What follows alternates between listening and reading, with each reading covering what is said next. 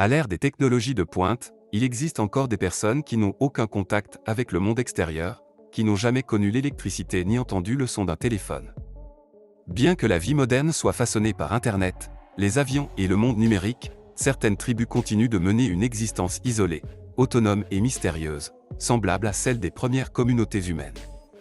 Cette vidéo offre un aperçu du monde de ces tribus non contactées, très éloignées de la civilisation, en explorant leurs peurs, leurs secrets et la frontière fragile qui les sépare de l'ère moderne.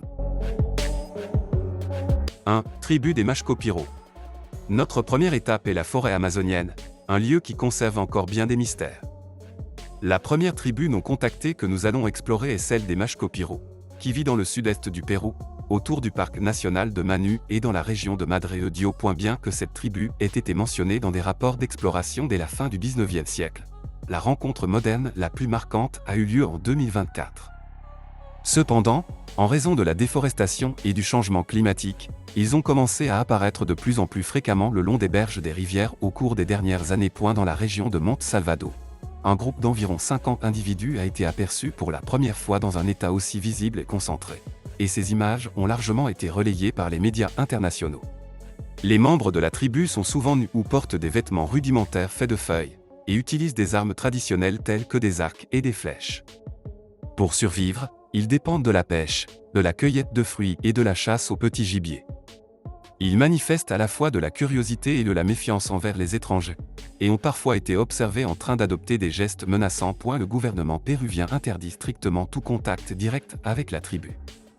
L'agence responsable des affaires indigènes impose de sévères restrictions quant à l'observation ou à l'approche de ses membres. Les chercheurs ne cessent de rappeler que ces populations sont extrêmement vulnérables aux maladies venues du monde extérieur, mais une infection bénigne peut être fatale.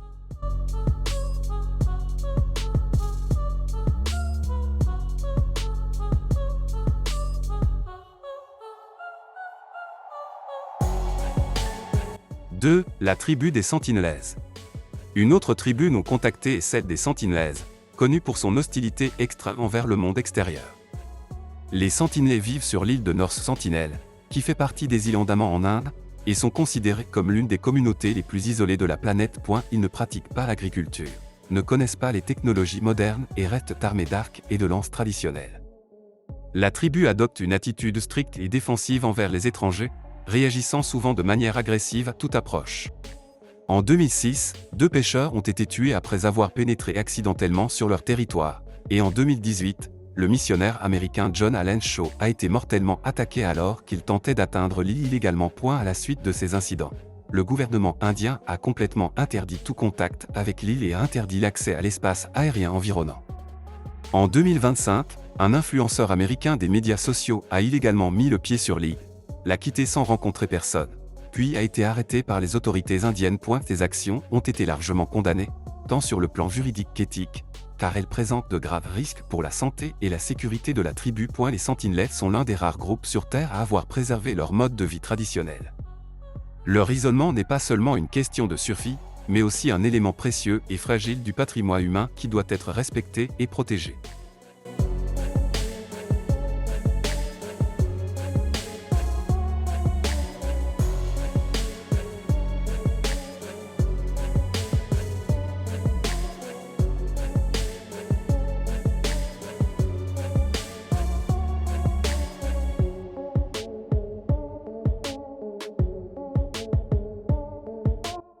La tribu des Chompans. Bien qu'ils vivent, comme les Sentinelais, dans une région administrée par l'Inde, les Chompans constituent une communauté semi-isolée au mode de vie très différent. La tribu des Chompans compte environ 300 personnes vivant à l'intérieur de l'île de Great Nicobar, qui fait partie des îles Andaman et Nicobar en Inde. Classée dans la catégorie des semi-isolés, les Chompans ont peu de contact avec le monde extérieur. Ils vivent en petits groupes au cœur de la forêt et se nourrissent de fruits de pandanus, de sangliers, de singes et d'autres ressources forestières. Les Chompans vénèrent une déesse de la lune nommée Uu et croient que les esprits résident sur la lune après la mort. Ils parlent leur propre langue, qui reste largement indéchiffrable pour les étrangers. En 2024, 7 membres de la tribu Chompen sont entrés dans l'histoire en participant aux élections générales en Inde, un signe symbolique d'une interaction croissante, bien que limitée, avec le monde extérieur. Cependant, le projet de développement du Grand Nicobar, lancé par le gouvernement indien en 2025, constitue une menace sérieuse pour l'avenir de la tribu. Ce projet prévoit la construction d'un port, d'un aéroport et d'un grand centre urbain, ce qui pourrait réduire considérablement l'habitat des Chompans et les rendre vulnérables aux maladies ainsi qu'à l'érosion culturelle.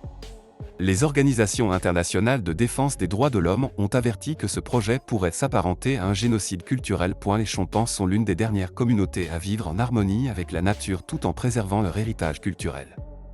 Respecter leur mode de vie et protéger leurs terres est une responsabilité qui incombe à l'ensemble de l'humanité. «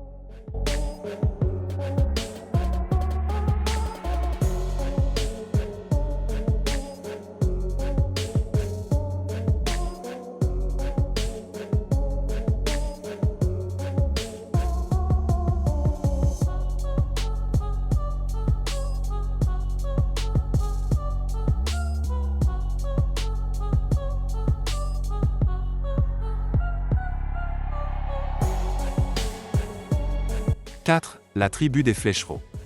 Nous nous rendons maintenant au cœur de l'Amérique du Sud, une fois de plus dans les forêts amazoniennes du Brésil.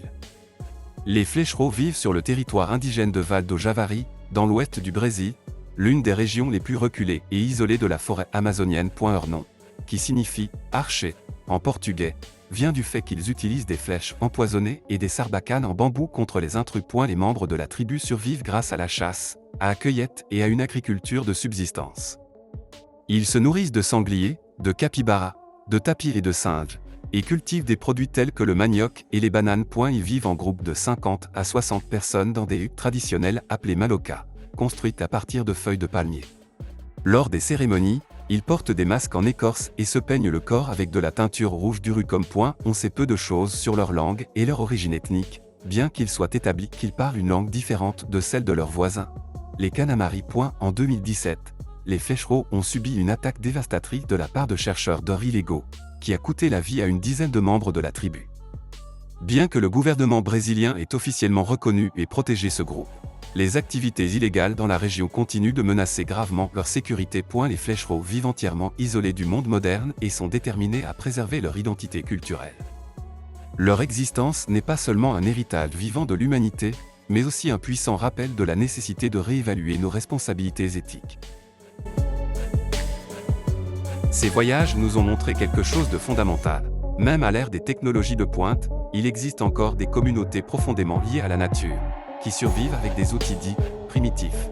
Devons-nous entrer en contact avec elles ou essayer de les comprendre tout en respectant leurs limites? La réponse n'est peut-être pas simple, mais ces modes de vie discrets nous enseignent une leçon précieuse. La sophistication ne se mesure pas uniquement à la technologie, mais aussi à l'empathie, à la compréhension et au respect. Qu'en pensez-vous? Partagez votre avis dans les commentaires ci-dessous.